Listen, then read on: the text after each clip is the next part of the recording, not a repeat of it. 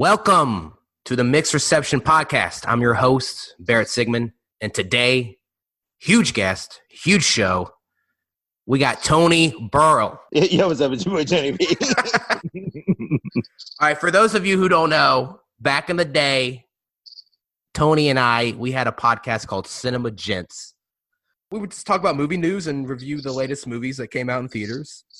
There's still 5 episodes on iTunes. Nice. We still have the 50 Shades of Black episode. Do you remember that? We also have the Gods of Egypt episode. Classics. Do you remember that classics. shitty movie? 10 Cloverfield Lane, Deadpool, and then the last one we did was Batman v Superman, Dawn of Justice, which is fitting because today we're talking about Justice League. Things come full circle. It does.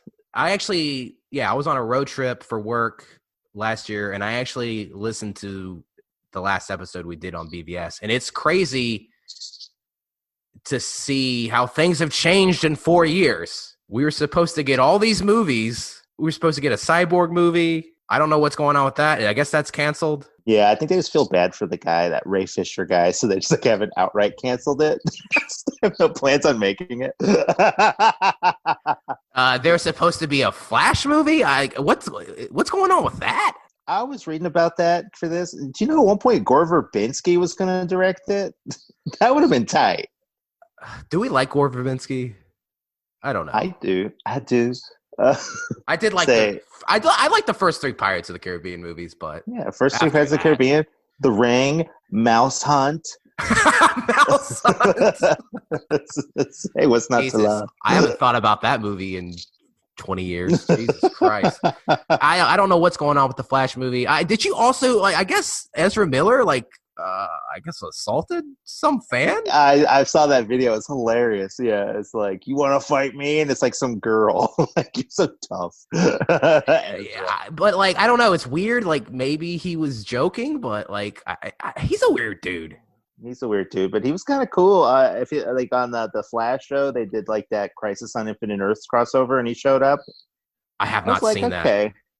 That was pretty good. Yeah, Grant Gustin's Flash is going through the multiverse, and he runs into Justice League Flash, and they have a little moment. It's definitely worth the cool YouTube, Luke. We're supposed to get a Justice League Part 2. Yeah, that's not happening anymore. So yeah, basically the DCU, whatever you want to call it, is a mess right now. But they've made some good movies. Well, they made some great movies. But is Part 2? How's that going to work with this new Snyder Cut coming out on HBO Max? Because I feel like the whole dark side element was Part 2.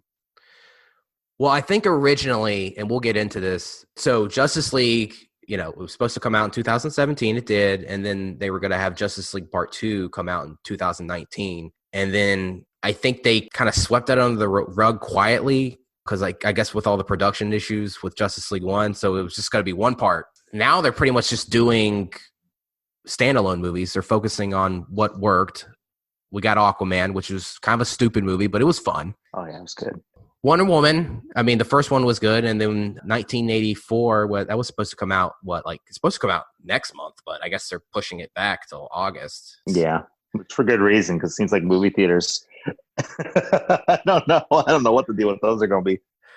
I don't know. It may never come out. I don't know. We get a Joker movie, which grosses $1 billion. That's just so crazy to me. Oh, Joker, yeah. Even though part of me feels like it wasn't like Joker from the comic books. That's my twist on that movie, by the way. I think it's a little overrated. I like Joaquin's performance, but did it deserve all those Oscar noms? I thought it was probably the most interesting out of all the movies. Well, Parasite was good too. Parasite deserved what they got, and then Joker. Everything else was just kind of normal fare. Yeah. So basically, we're doing Justice League today because at the time of recording, I want to say a couple weeks ago, the news dropped that Zack Snyder is releasing the Snyder Cut on HBO Max. It's supposed to come out next year. We don't know when, but I would assume early next year. And we should probably explain this whole Snyder Cut thing. Oh yeah. So let's do a little recap. I mean, you and me know about this stuff, but for people who don't Yeah, always it's like, the look up, drama of the Snyder Cut. yeah, Yeah. for people who don't always like look up movie news and stuff and follow this stuff closely, we'll do a brief recap. So basically, Zack Snyder, he directs Man of Steel. It's supposed to kick off the DCU. That movie, polarizing. I would say some people love it, some people hate it. I have kind of mixed feelings on it. I'll probably do a review on Man of Steel at some point in the future. But so that movie comes out, does pretty well, but I don't think it did as well as they wanted. Enter Ben Affleck as Batman. Next Man of Steel movie, we're gonna put Batman in it. So we get Batman v Superman, which is horrible. Everybody hated it. Basically, the criticism of the DC movies is that they're just too dark. They're not fun. They're too gloomy. And I looked it up. So BVS comes out March 25th, 2016. It has a pretty big opening weekend, and then the next weekend it plummets. Justice League is scheduled to start shooting April 11th, 2016. So I think it was one of those things where it was just like, shit, like, what do we do? Like, we've put so much time and money into pre-production. Like, it's too late to just jump ship. But what they should have done probably was just like push the movie back, I guess, and just rewrite the script, maybe replace the director. But I think it was just one of those things that I just think the train had left the station. Yeah, no, yeah, the whole thing. And then, so I guess like the most important parts of the movie is whatever. But then afterwards, there's like this rabid cult following of douches that are like, hashtag release a Snyder Cut, where they've been like harassing Warner Brothers for like 4 years, like demanding this movie, like the cut comes out. Well, we got to go back. The whole reason why there is a Snyder Cut is Zack Snyder shoots the movie. Oh, yeah. Oh, that happened. He showed it to like producers and Warner Brother executives. From what I've read, it was unwatchable. And then they're like, okay, we're going to order rewrites and we're going to order reshoots. Enter Josh Whedon, who directed the first Avengers movie. I guess Zack Snyder, his daughter dies, which is tragic. Tragic. So he finishes the movie, and then it's like, okay, I got to take some time apart. I can't work on this movie anymore. Well, that's what they say. I mean, maybe that's how it really went down. I kind of feel like they wanted to fire him anyway. Yeah, I think that. And then, but I don't know. I mean, maybe that's how it really went down. I mean, it's a terrible situation. Yeah, but then it gave him an excuse to put Joss Whedon in, who just got up the Avengers success.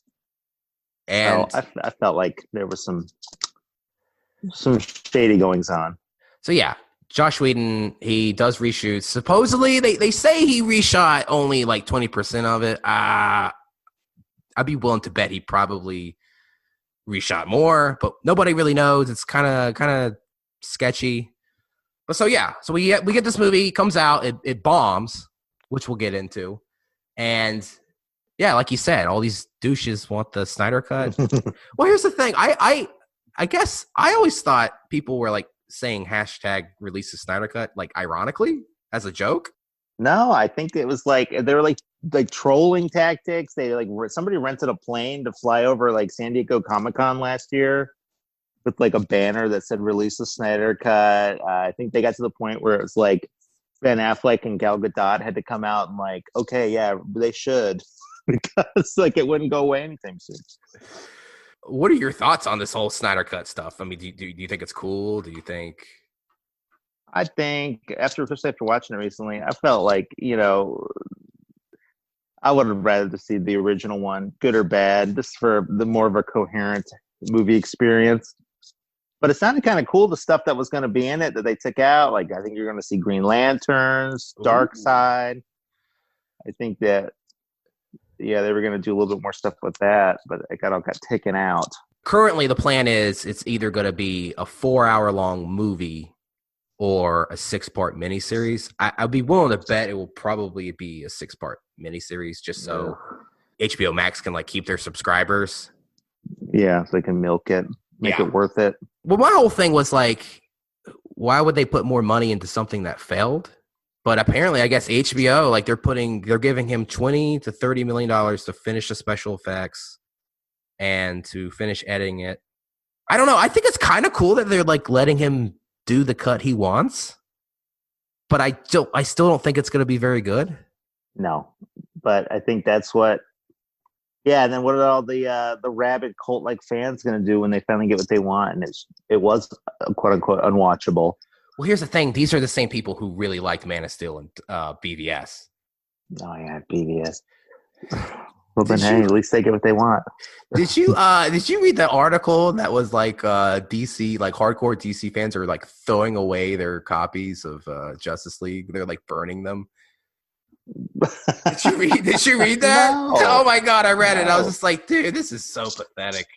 I know, right? Like, the comics didn't do nothing to nobody. Let's all relax. Oh wait, no, they're copies of the DVD. Yes, the Blu-rays. Oh, okay. I was gonna say, like, here's my random Justice League comic book. Fuck you. No, not the comic books. No. Yeah, what the hell? What do the comic books do? Okay, yeah. Say cool, dude. Burn it on DVD. That's fine. Oh, Jesus Christ. Stupid. I don't. Let's go over reviews at the time. I'm gonna read some reviews and tell me what you think. If you agree with it or not. No. So I'm going to start off with our boy, Richard Roper.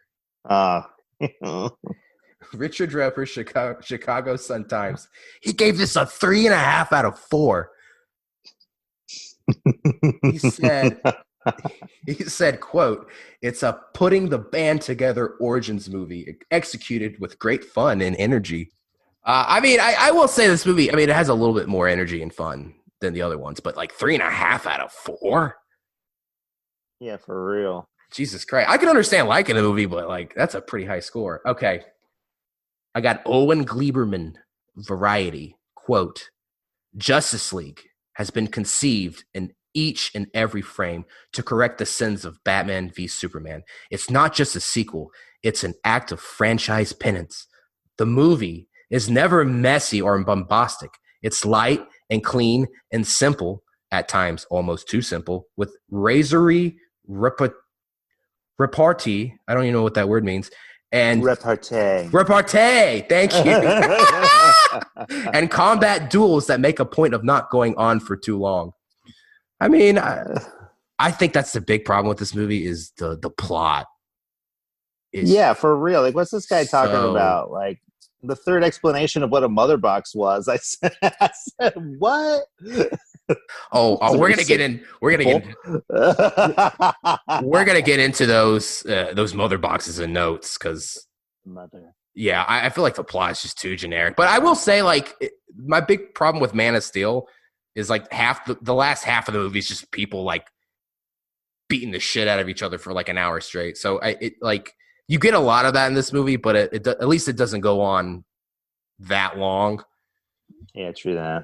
All right, Tony, your favorite guy, your favorite critic, Peter Travers, Rolling Stone.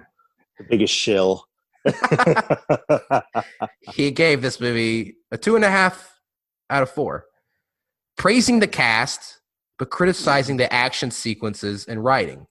Quote, "The scenes of the League members together, bickering and bonding, spike the film with humor and genuine feeling, creating a rooting interest in the audience. Without it, the film will crumble." I actually kind of agree with old Pete here.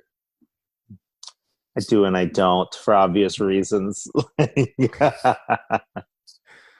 I will say the action sequences are ridiculous. Well, I'm going to get into it in notes, but they're so cartoony. Yeah, and even the characters, like, I don't know, man. All these critics are like praising the characters of the movie, and I'll get into it, but I just don't agree. Todd McCarthy, The Hollywood Reporter, praised Gal Gadot and Ezra Miller. He called the film visually ugly and boring, saying, "Fatigue, repetition, and a laborious approach to exposition are the keynotes of this affair, which is also notable for how Ben Affleck, donning the Batsuit for the second time, looks like he'd rather be almost anywhere else but here." That's actually a pretty spot-on review Yeah, I'm saying that guy felt like I felt like that guy actually watched the movie. I feel like Ben Affleck just wants to kill himself in this movie. This is a scathing review. Sarah Stewart, New York Post. Justice League is a pointless flail of expensive, yet somehow cheap-looking CGI that no amount of tacked-on quips or even Godot's luminescent star power can rescue. Like Cyborg, Justice League is patched together from desperate elements. Original director Zack Snyder left partway through due to a death in the family, leaving Joss Whedon to finish up. The result, all the plotting, gray, generic action of a Snyder film with stabs of Whedonian humor that almost never feel organic. There's no sense of purpose here, not even a sense of place. 1.5 out of 4. I like the movie better than the score that she gave, but yeah, I kind of agree with that. Yeah, for real. Those are all amazing points. I respect that they tried to like inject some humor and some fun into the movie, but it doesn't really feel like natural. No. It feels like it's like two different movies at the same time. And then we'll get into it, but Jesus Christ, the CGI in this movie. Oof. Trash. All right, Rotten Tomatoes. Oh. We got critics gave it a 40%. Audience, 71%. Yeah, okay. That makes sense. Consensus. Justice League leaps over a number of DC movies, but its single bound isn't enough to shed the murky aesthetic, thin characters, and chaotic action that continue to dog the franchise. That's a spot-on consensus. Yeah, wow. Metacritic 45, IMDb 6.4. The box office is interesting. This is one of the most expensive movies ever made.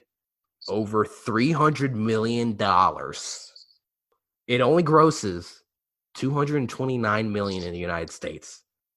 Worldwide, it only grossed $658. So here's the thing. Typically, the rule of thumb is like you have to make twice your budget just to break even. Mm-hmm. But also, I think they spent so much money on marketing and everything that the studio ended up losing $60 million on this movie. It was a huge flop.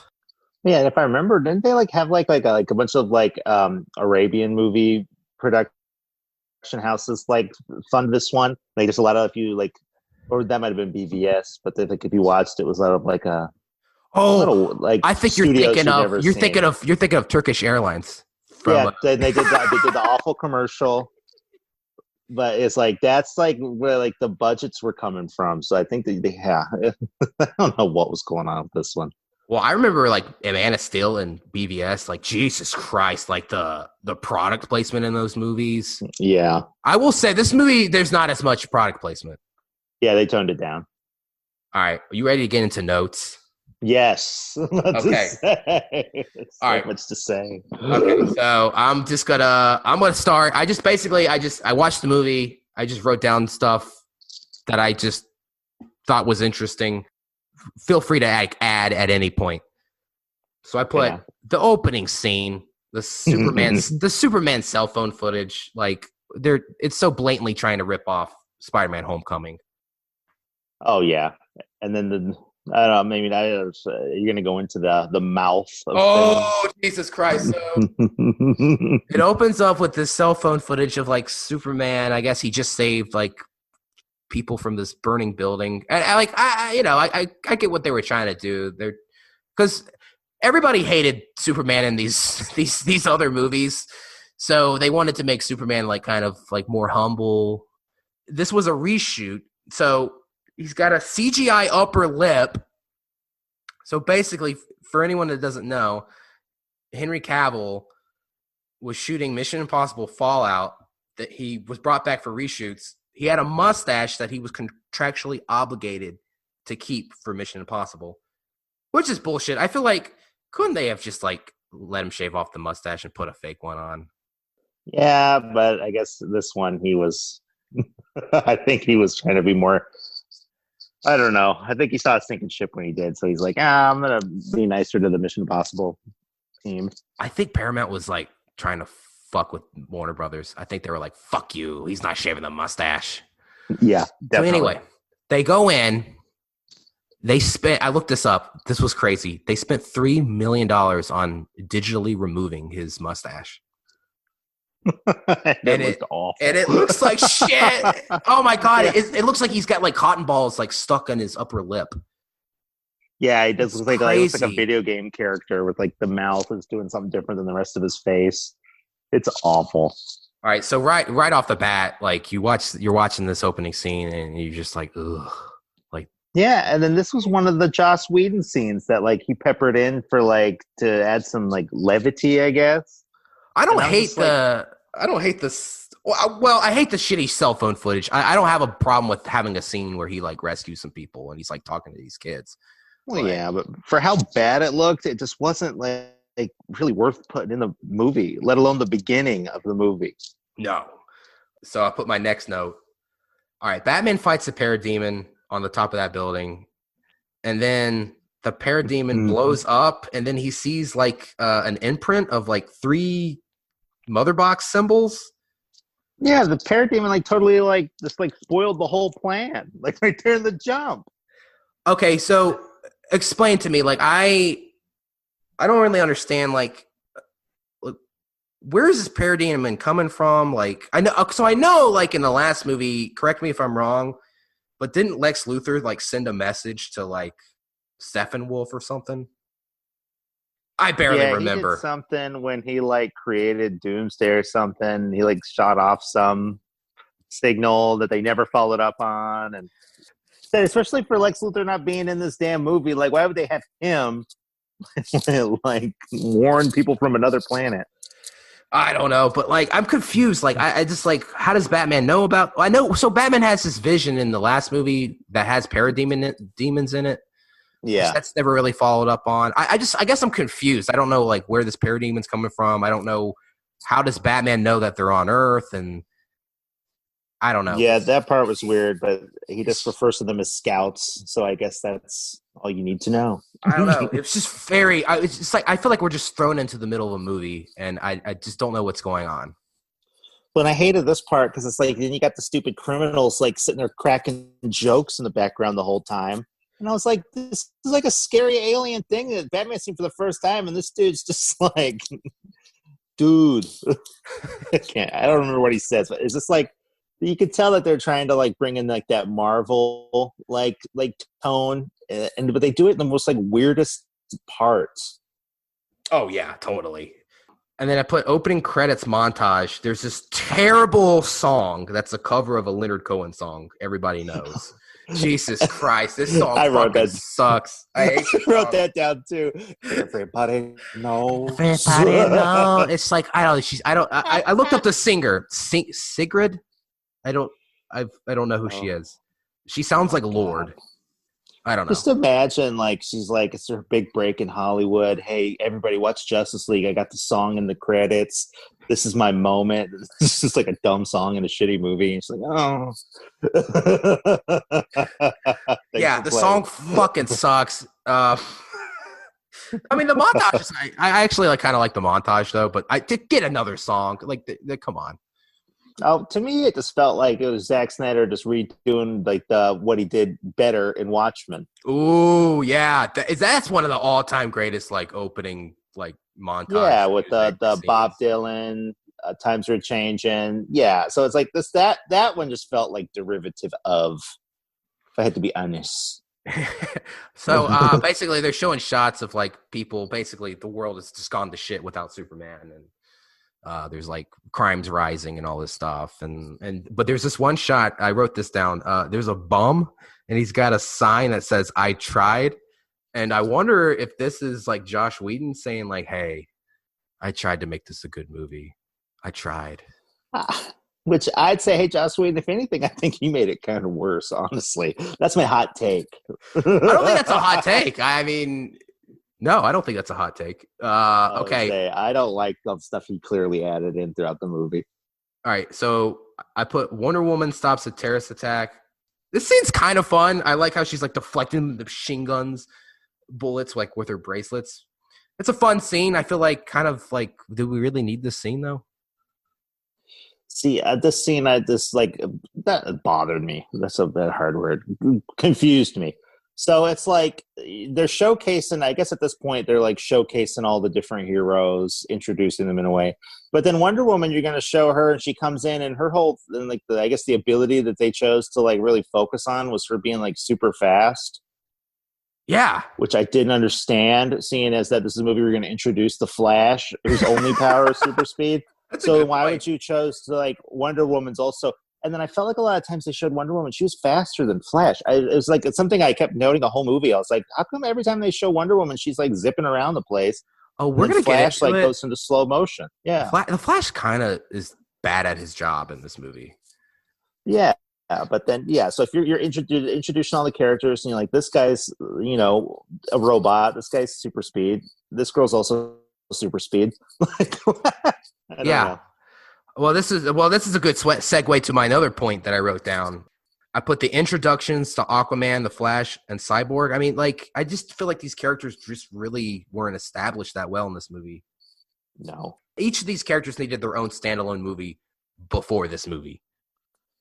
Yeah, this beginning scene kind of felt like it was a lot of like back-to-back movie trailers in a way. Oh, yeah.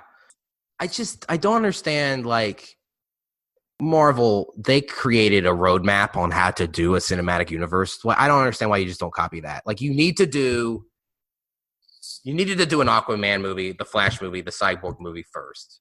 Because that was the whole draw of the Avengers. It's like, we've seen these characters in their own movies. Like, that was what was so cool about the Avengers. It's like, oh, shit, like, they're all going to team up in their own movie. In this movie, it starts off, and we haven't even fucking met half of the team. We don't even know these characters.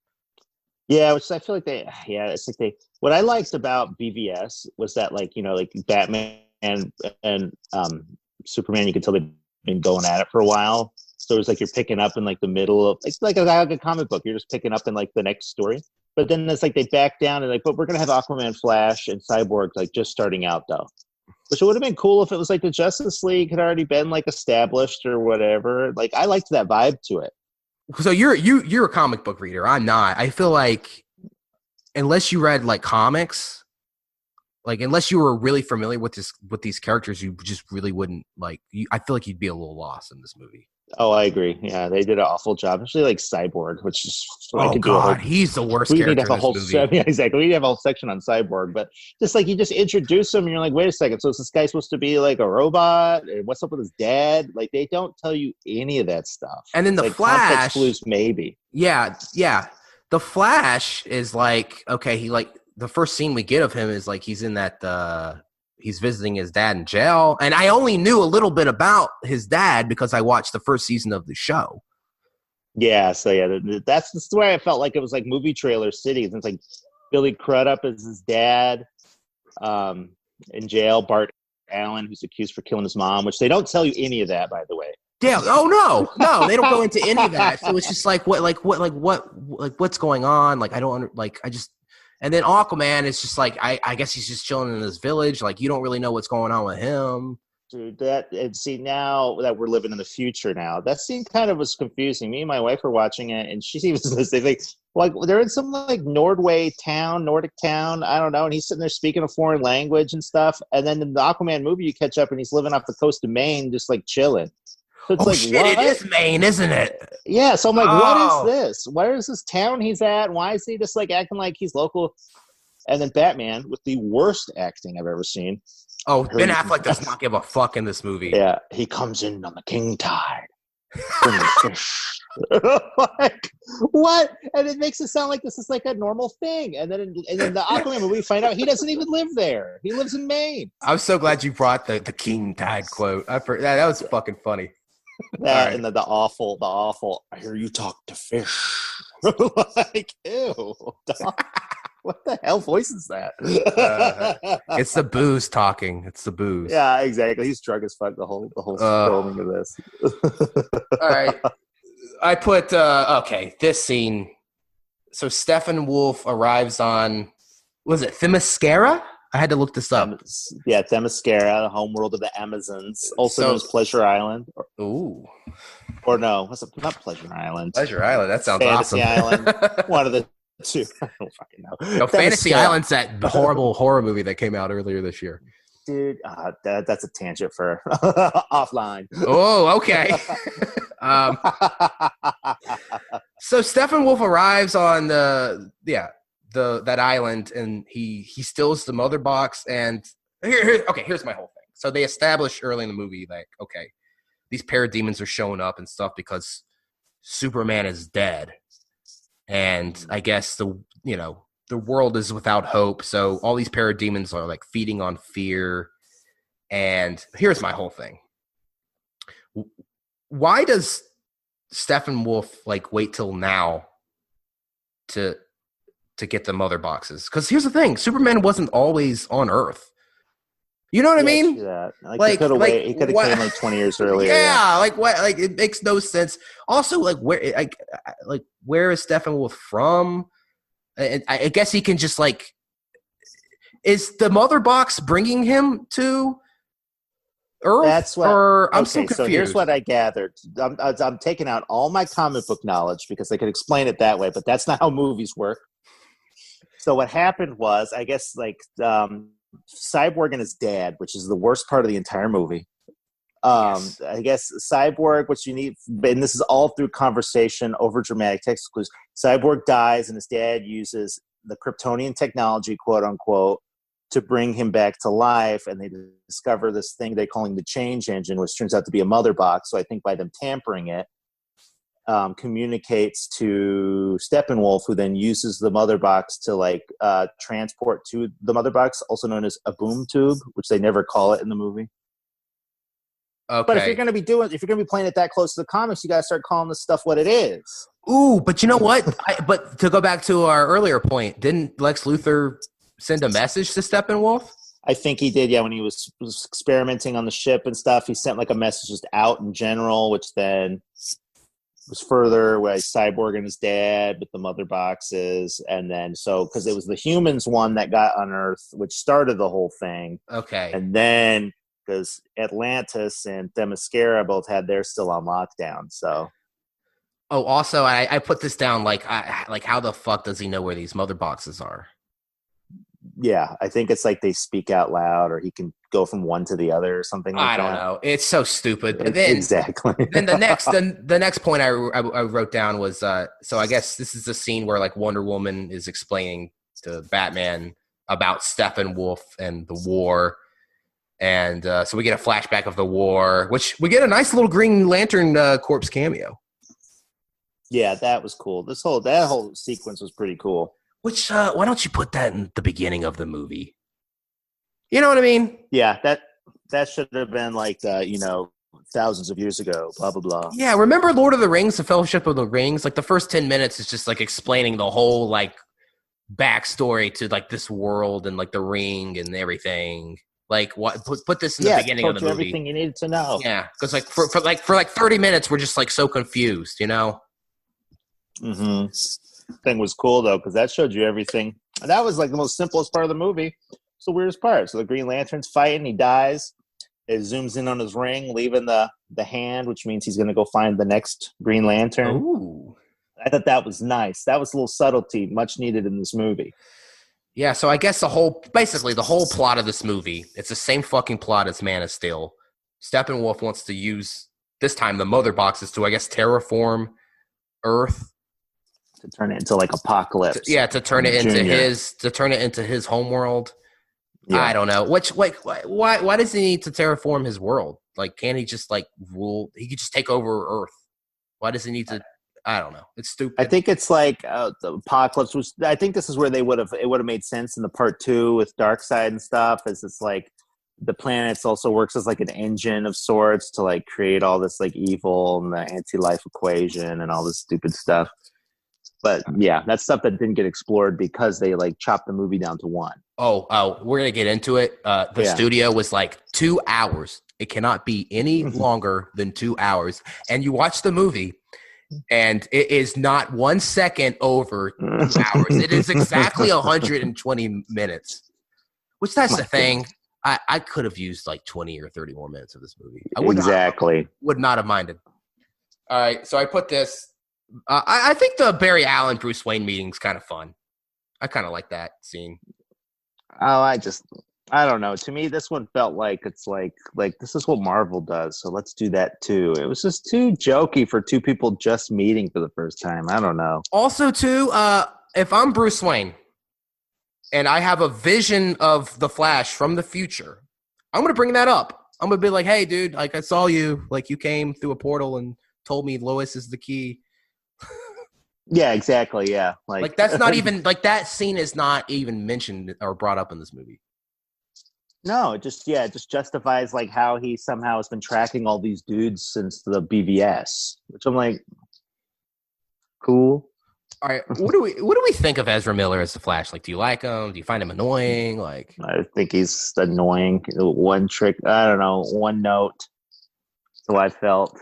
I think his lines, like, they're kind of hit or miss. I found some of them kind of funny. Some of them are annoying. One part I did find annoying is like, he's like, "Oh yeah, I'll join your league." And then like they're walking to his car. He's got a fucking like pizza in his hand. He's like eating pizza. And he's like, "Oh, I'm so fast. I burn so many calories. I'm like a black hole, a snack hole." And I was like, grown. Yeah, that's what I'm saying. It feels like he's like such like a textbook, like superhero comic book movie character in like now where it's like overly quippy, overly this, kind of random. And it was just kind of like the DC, I'll give them credit where it's due. They've tried to like do something different with all their characters for better or for worse. And that one I felt like, I don't know. That just wasn't it. It didn't fit. I just thought about this. Like, so Barry doesn't get his job until the end of the movie where he's like, he helps out the police and stuff. He's like a forensic guy. So like, what does he do? Like he lives in this like this apartment. I just like, what does he do? Like, what's his whole thing? I don't know. Yeah, it was such like a make believe like base. It was like graffiti all over the wall, like a bunch of TVs. It's just like it. I don't know. I just looked at it. I was like, this doesn't make sense. I don't get it. I wrote this down. I did kind of laugh when Barry meets Wonder Woman and he's like, "Hi, Barry. I'm Diana." Oh, that's not right. I don't know. It made me laugh. I thought it was a cute little moment. Made you laugh. Well, that's what's up. Okay, I put J.K. Simmons as Commissioner Gordon. I put cool, I guess. He's like barely in the movie. I don't know. Exactly. And then why do you notice like he got like, and I just because he posted pictures around the time the movie came out, he got like super ripped for this movie. I was gonna mention that. Like why? You were in this movie for like 2 minutes. Yeah, like what about the character needed to be like super muscular? You're like the commissioner of the police force. You don't need to have like a Superman body for that. I don't know. I don't know. This was kind of, I don't know. He just doesn't really need to be in this movie. I think he would be a good Commissioner Gordon though. I really do. He would have been good, yeah, but not with him. Also, I don't know. But I will say, while we're on the subject, despite all these movies, the DCEU's flaws, I love the Gotham City that they've put together. Like, I love Suicide Squad and Birds of Prey and this. It's like fully developed. It's like a mix between Christopher Nolan and Tim Burton and Joel Schumacher. I was like, I want to spend more time in that Gotham City. I actually agree. It does kind of, I think it's a happy medium between the kind of grounded Nolan and the kind of comic booky version of Gotham. Yeah, and it's like colorful, and it seems like the bad guys are a little bit more lighter in tone. So it's like that's, I think, with the if they were to find like their magic sauce, so to speak, I think that's where it's at. Like it's just hiding there in Gotham City. I put the battle in the sewer. I don't know. It's fine. It's fun, I guess. I don't know. Yeah. So I guess basically Steppenwolf is like he kidnaps, what is it, Cyborg's dad, and I guess he's trying to he kidnaps all these scientists and he's trying to find out where the mother box is. So they basically save all those people. And then also Batman has this big like spider thing. Oh yeah, the Nightcrawler. Yeah, I thought that was kind of stupid. It was very clunky, and like, how does that help Gotham City? It looks like it destroys whatever building it like climbs on. When has he ever had that in the comics or any iteration of the character? If he did, it's not like Batman's known for having the Nightcrawler. Hell yeah! Glad they put that in the movie. Yeah, that was stupid. So okay, then we cut to like this fucking Russian family. Dude, yes. Like this was supposedly Joss Whedon's like big like addition to the movie. I guess I kind of get what they were going for. Like, hey, like we need to like establish like that people are in danger. So they kind of focus on this one particular family. So the Russian family sucks, but I did write this down. So the parademons start to show up, and this fucking little girl, she like whips out a can of bug spray. I mean, hey, I thought that was funny. I did. Exactly. That might have been a good move. But yeah, and it's like the Russian family. It's just like they kept shoehorning them in at like weird points in the movie, and it's like I didn't care. Like it's like the end of the movie, and they're fighting all these parademons, and that big like, and then the world's turning, terraforming or whatever, and they're just like cut to the Russian family driving in a Jeep down the street. I don't care. No, it's stupid. Out of all the things going on right now, I'm not really worried about them. Well, DC doesn't really know how to show because they got a lot of shit from Man of Steel for basically leveling fucking Metropolis, and everybody was bitching that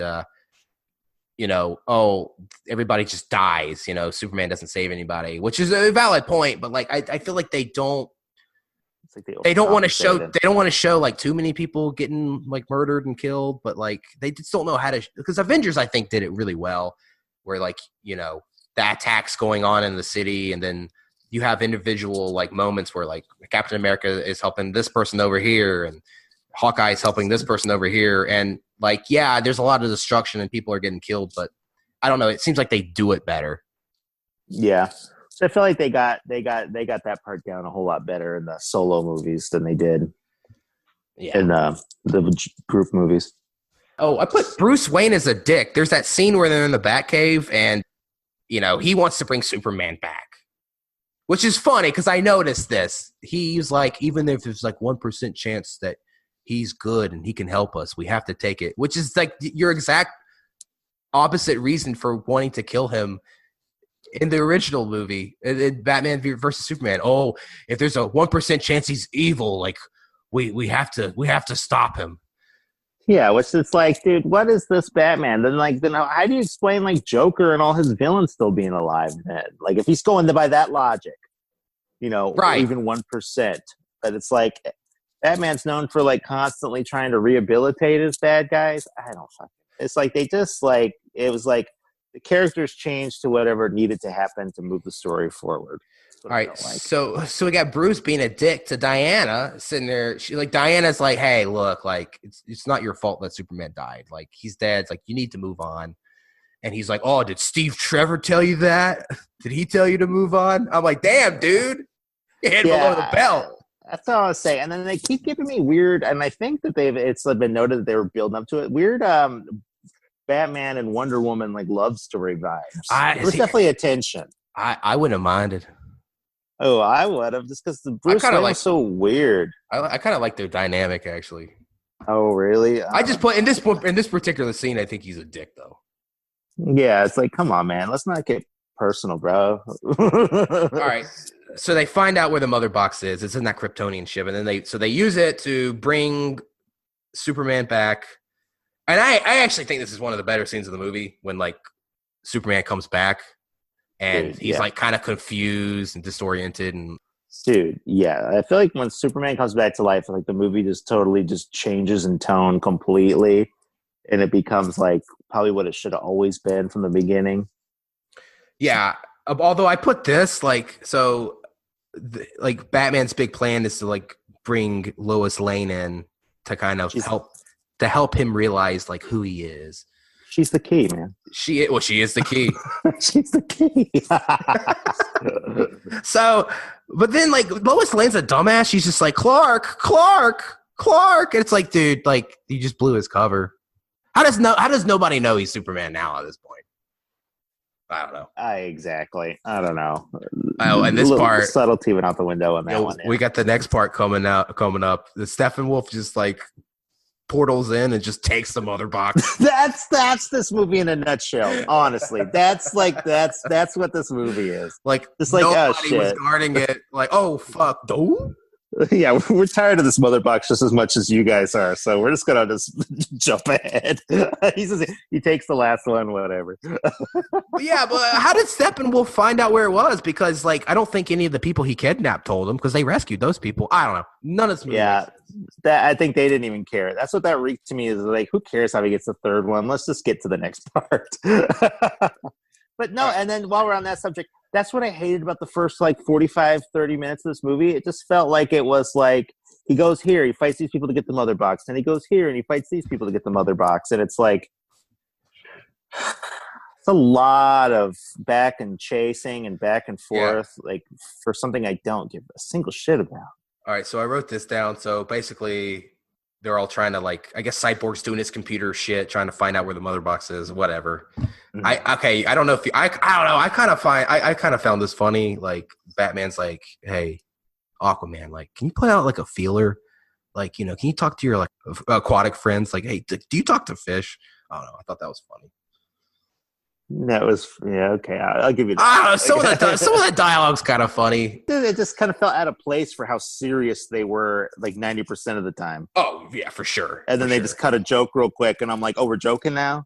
Yeah. Like, oh yeah. Especially because Cyborg was so fucking aggressive the entire movie. Like, dude, I'm not joking with you, Cyborg. You've kind of been an asshole. Cyborg's the worst character. I feel like okay, you got the Flash. He's kind of the quirky, awkward guy. Got it. You got Aquaman, who's like this tough, like, dude, bro. Got it. Batman's kind of like the leader, kind of like the brains. Wonder Woman, you know, she's kind of like the Captain America of the group, whatever. And then you got Cyborg, who's just like so bland and generic. He just has like no personality. Well, and it's like they're trying so hard to do this like Frankenstein and his monster thing with him and his dad. And it's just so heavy-handed, and he's such like a... Like, there's so much interesting stuff to do with Cyborg, and that's what they chose, was he's just, like, angry at his, like, physical form. It was so, like, okay. I do know there's a lot cut with him, because kind of reading up on this movie, like, he was originally, like, supposed to be, like, the heart of the movie, and they cut, like, a lot of his scenes. Because in the trailers... Yeah. In the trailers, it was like flashbacks of him playing football before he got into the accident. Like, there was a lot more with Cyborg. Yeah, and then I wanted to bring up, if we watch on DC Universe, now HBO Max, there's I was about to say, are they even... Patrol. Yeah. Cyborg's in that show, and it's so much better. Like, they nail the tone down. The whole thing with him and his dad is so much more enjoyable. They show his, like, backstory of him getting killed and getting put back together. And it's like, you understand the character, where this one, it was just like, he was just pissed at his dad because he turned him into a robot. Yeah. Oh, I put this scene. I actually think this scene's funny. I like it. I like when Aquaman sits on the lasso of truth. Oh, yeah. And he's just like, you know what? I think we're all going to die. And you don't have any powers. And Superman's a no-show. And he's like, he looks over to Wonder Woman. He's like, man, you're gorgeous and fierce. I'd say, yeah, dude. Bruce. And then, and then I like that he goes up to Flash. And he's like, if you tell anybody about this, you'll meet every piranha I know. I don't know. I thought I'd that say was fun. Cool. I don't know. I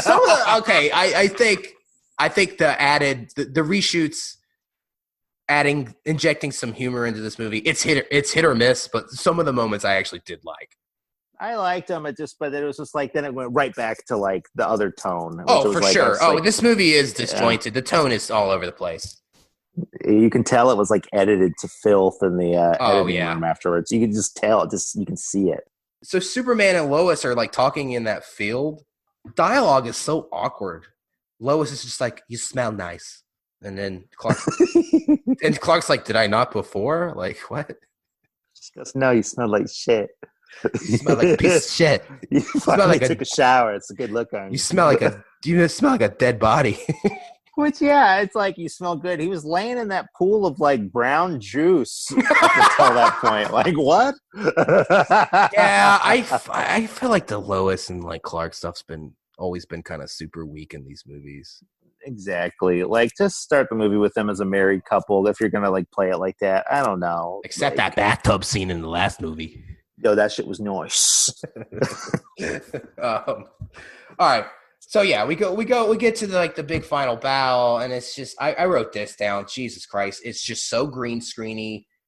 I mean, the colors are just so oversaturated and color corrected. It's just this is just an ugly movie. Yeah, it looks like damn PS3, PS2 graphics. And two, why did it need to be Russia? If they're going to make everything like red and like dirt, it could have been anywhere. Like what about the story needed Steppenwolf to go to Russia to fucking do this thing? I have no idea. I can't answer the question.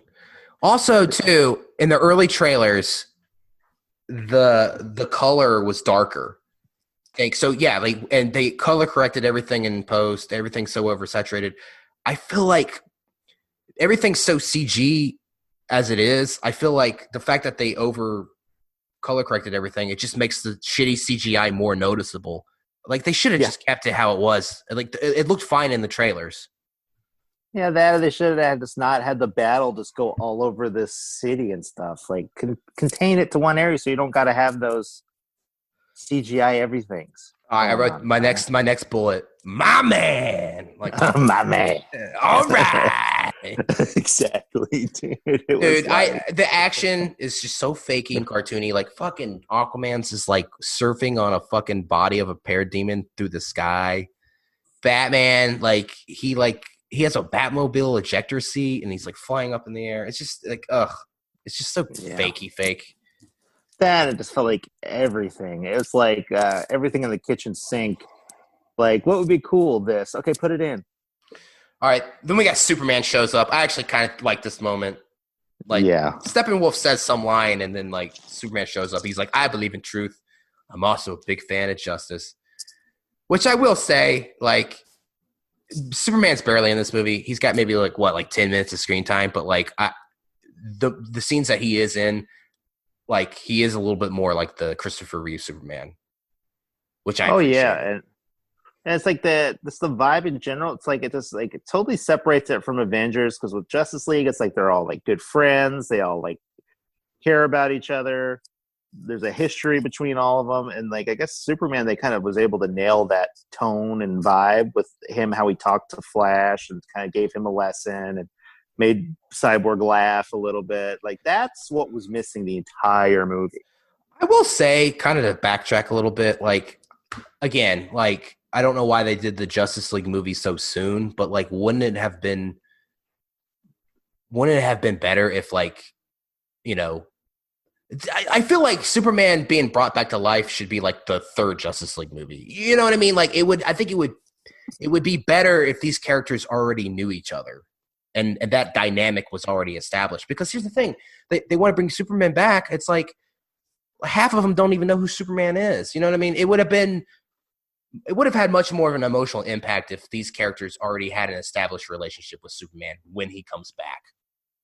Oh, yeah. Especially like when they're fighting and then like Wonder Woman yells at him like, hello. No. Oh, yeah. This is like her second time meeting the guy. Like, how do you know what his alien birth name is? That was a bad. I noticed that too. That was a bad line read. Like, can we get a reshoot? Like, nope, good cut.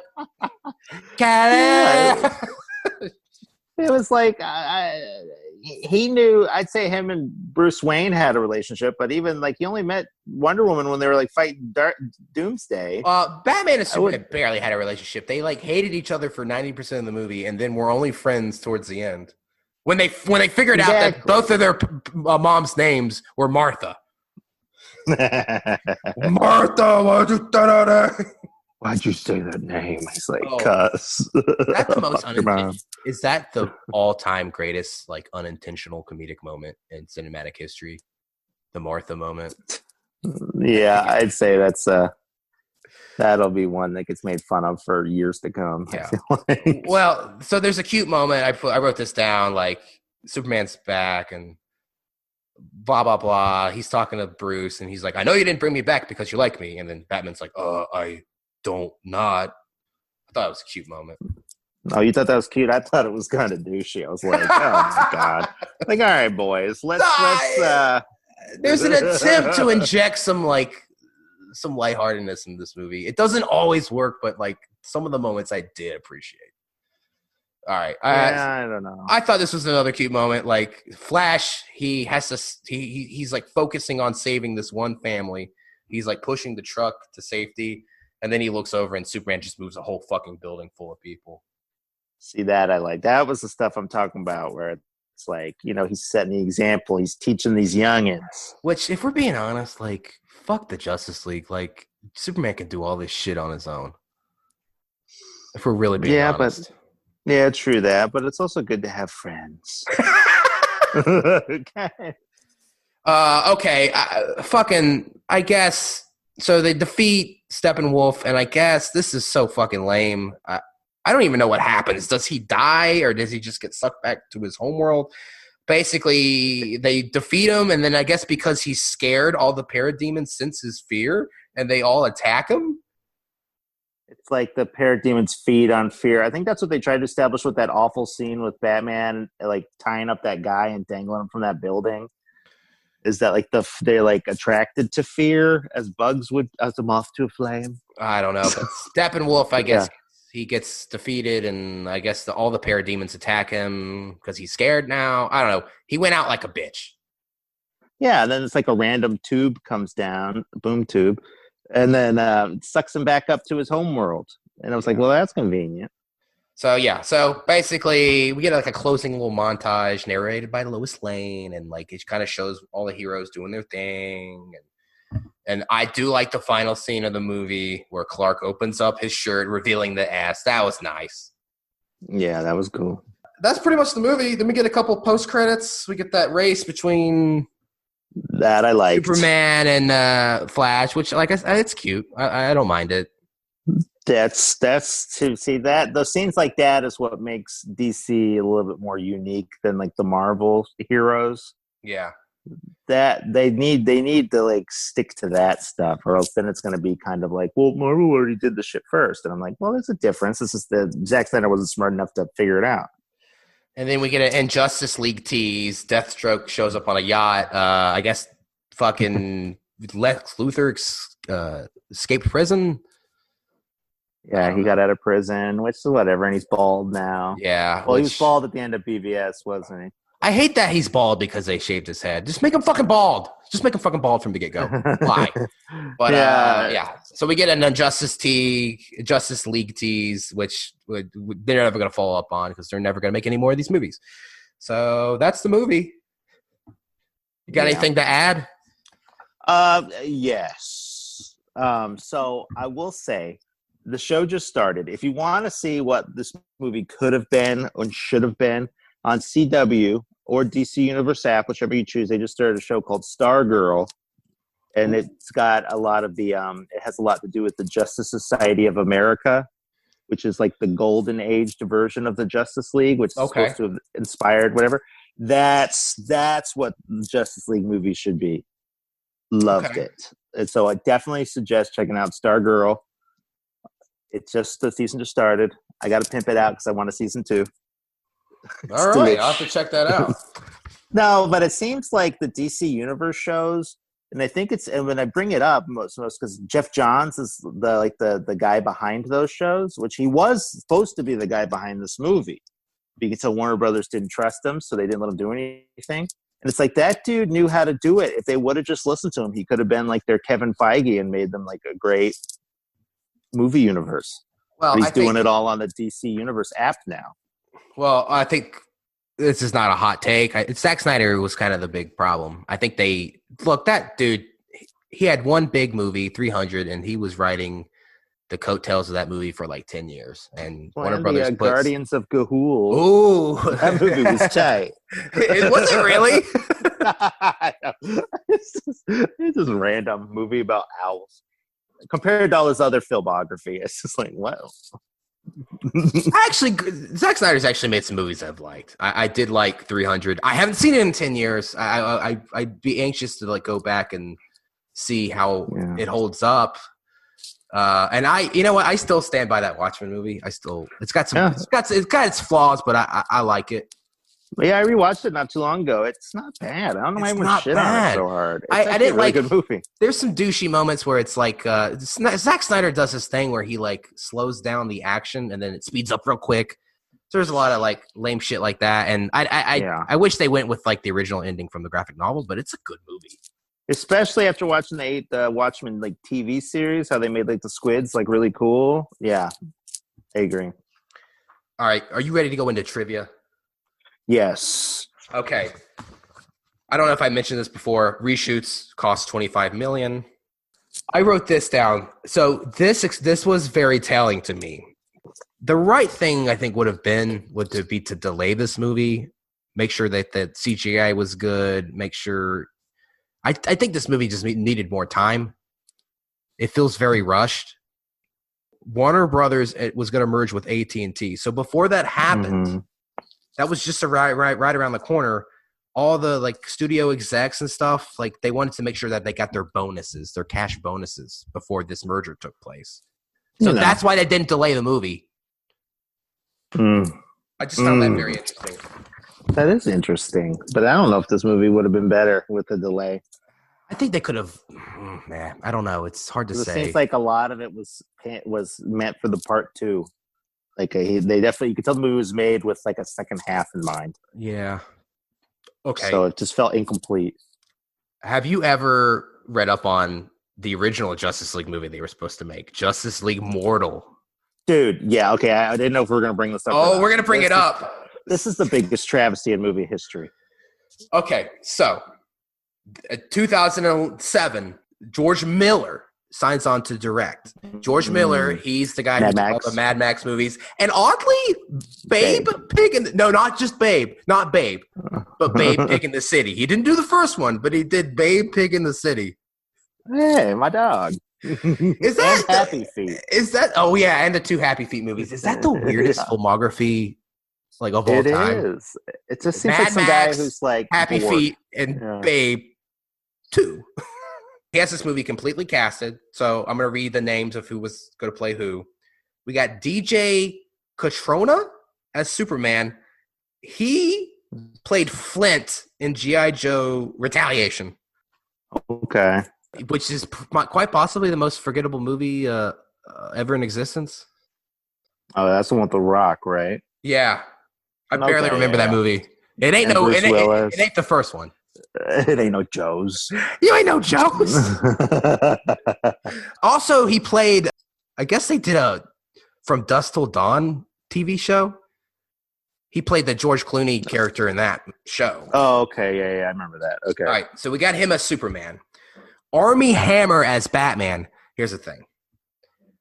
I know Robert Pattinson is Batman now. I've kind of come around. I'm kind of on the Rob Pat train. He's been in a lot of movies I've liked. The Lighthouse, Good Times. He's going to be in the new Christopher Nolan movie, Tenet. But, dude, I think Armie Hammer, he would have been the perfect Batman. That's just my opinion. I agree. What could have been? He's perfect. He's got the physique. I mean, I think he's got the charisma. I mean, he could also – I could see him kind of having a dark side. Travesty that Armie Hammer never played Batman. Mm-hmm. All right. Then we got Megan Gale, who is like a model. I've never heard of her. I don't know what she's been in, but she was supposed to play Wonder Woman. And you're going to appreciate this. So Jessica Biel supposedly turned it down, but Shannon Sossamon was to play Wonder Woman. That would have been awesome. I know you love Shannon Sossamon. Yeah, she was robbed. She should have had a way bigger career in Hollywood. Also, Mary Elizabeth Winstead auditioned, but she did not get the part. Okay, so we got rapper Common as the Green Lantern / John Stewart. Yeah.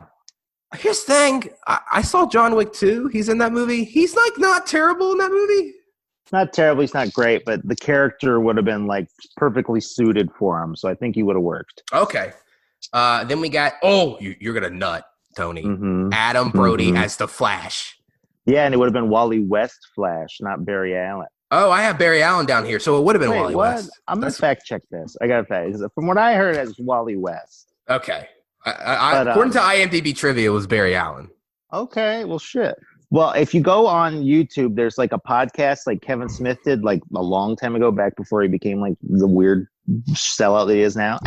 But where he talks to Adam Brody about the movie, and Adam Brody like gives some like spoilers as to like what was going to happen, and he talks about this like the ending of the movie where he has to like run around the world to like stop this bomb from going on. Often it just sounded like such a better fucking movie. But definitely worth the listen. YouTube, I'll have Kevin to check Smith, it out. Adam Brody, Justice League. Yeah, All he right. goes. It's like a 10-minute. He goes all into the movie, like the suit, everything. We got I'm not familiar with this actor. I have no idea what he's been in. Santiago Cabrera as Aquaman. I can't comment. I don't know what this guy's done. Yeah, I don't know. And then we have Hugh Keys Byrne as Martian Manhunter. Again, not familiar with this actor. And No, then but that would have been cool. Ooh, I would have loved this. Teresa Palmer as Talia al Ghul. That would have been cool too. Would have been. Ooh. And then, this I would have fucking hated. Jay Baruchel as Maxwell Lord. Yeah, no. I can't stand Jay Baruchel. I find him irritating as fuck. Yeah, I didn't know that one. That would have been trash. All right, are you familiar with Maxwell Lord? I have no idea who this character is. Yeah, he's this rich guy. His power is he can like take over people's minds, kind of like to get what he wants. Oh, he's a Wonder Woman. He's a big Wonder Woman villain. He's going to be in this new Wonder Woman 1984 movie. Oh, okay. Oh shit! Is he the guy who is played by guy. What's his name? Pablo, whatever. Pascal. Okay. Oh shit, that's him. Yeah. So he's playing Maxwell Lord. Whoa. Okay, that's cool. All right. So basically, they had the movie casted. The fucking writer's strike happens. Mm-hmm. And there's all these like production delays. And I think Dark Knight was just so popular. I think they were just like, you know what? Like, let's just focus on the stand. Well, the movie got so far as like Armie Hammer had already screen tested costumes. And then according to Adam Brody in that podcast, he said they were all down in Australia getting ready to do a table read. And then the whole thing happened and they all went home. And then this never picked up again. I know there's some funding issues. Like you said, they wanted to shoot in Australia, but like I think Australia was like being kind of shady and like didn't want them to film there. There's a lot of production issues that I don't fully understand, but the movie never happens. And yeah, it would have been weird too to have like two separate Batmans. I don't know. Yeah, that would have been weird, but I don't know. Seeing what we ended up getting 10 years later, I would have allowed it. But George Miller's a great director. I would have been down for this, actually. Yeah, exactly. Like, it seems like he had a pretty good like vision of what he wanted to do and how it was going to look, and it's just a shame. All right, so that's all I got for trivia. So we're going to do categories. Best scene of the movie. Best scene of the movie for me was, I guess when Superman's back and he's, him and Cyborg destroy those mother boxes together, and then they have their little moment. I thought that was the most like probably well-written scene of the whole movie. Let's see here. That's the thing about this movie. It's like there's like nothing that really stands out, but there's nothing that's like too bad. So this is kind of hard to do these categories. Best scene. Ooh, I don't know. I don't know that when it ended. No. Oh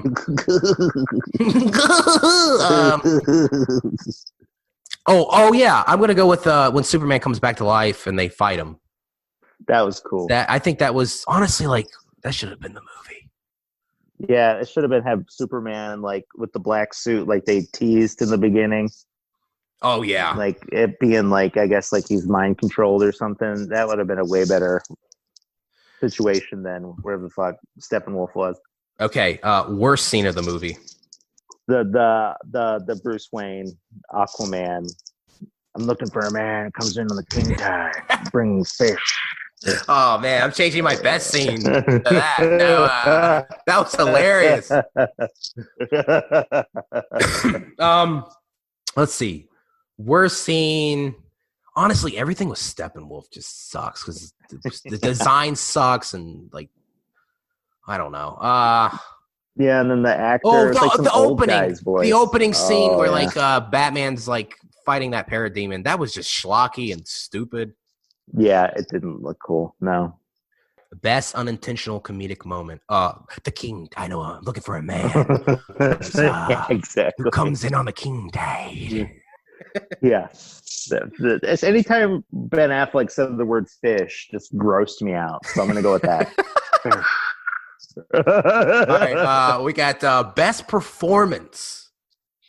I'd say Henry Cavill was probably the best. I feel like in this one he finally got to play like Superman, not like the weird Zack Snyder version of. I don't know if he's in the movie enough to even. He's not bad. Let's see here.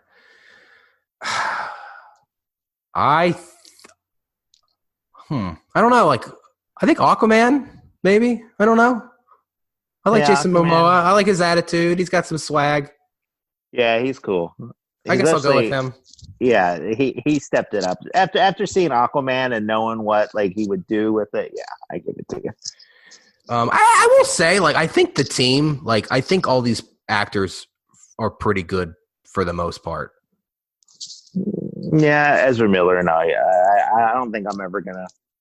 Yeah, Ezra Miller. I could see people not liking him. He didn't. There was a couple scenes. Oh, there's that one scene where he's just like, "Is this a bad time to say that I need my blood sugar is low?" There's parts. Yeah. There was parts where he was annoying as hell, but like I don't know. Sometimes he made me laugh. Worst performance.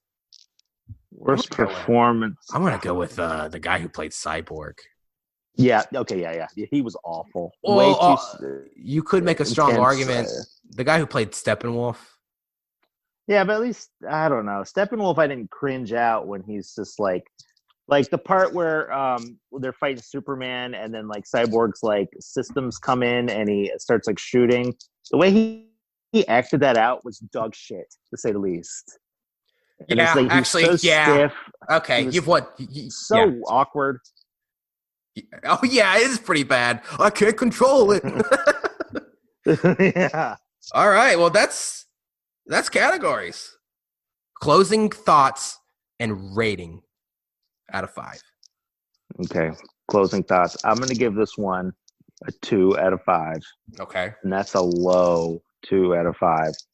Just because it just didn't. After watching the movie, I didn't leave with it. I didn't take nothing away from it. I don't feel excited about what was to come next. I don't really get what the purpose of the whole thing was. It seems like they teamed up just for the sake of fighting this guy. I don't think they even call themselves the Justice. No, they do in that one scene as like a joke or a Justice League or something like that.